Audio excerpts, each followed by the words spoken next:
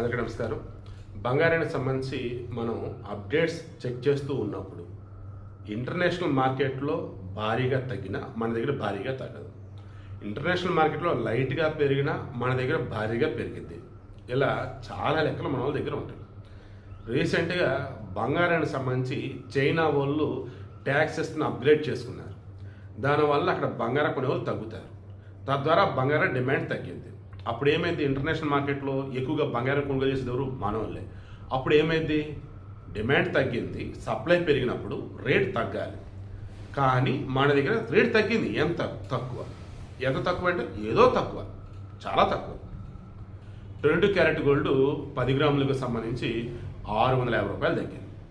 24 carat gold 10 గ్రాములకు సంబంధించి 710 రూపాయలు తగ్గింది. సో మార్కెట్లో 22 క్యారెట్ గోల్డ్ 1,12,250 రూపాయలు ఉంది. 24 క్యారెట్ గోల్డ్ 1,22,460 రూపాయలు ఉంది 10 గ్రాములు. కమింగ్ టు వెండి, దీనిని మాత్రం ముంచేసింది బంగారం. ఏమని? అరే బాబు, బంగారం ఎప్పుడు బంగారమే ఏంటి?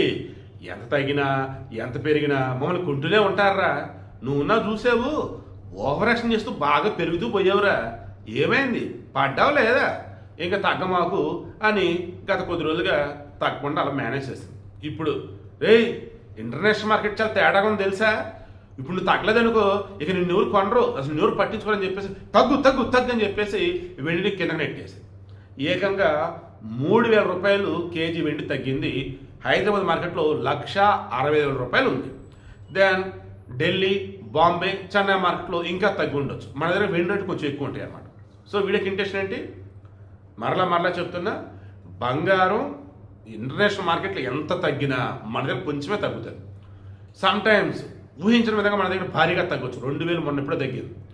బట్ అంతమంగా బంగారం పెరుగుతుంది తప్ప తగ్గదు.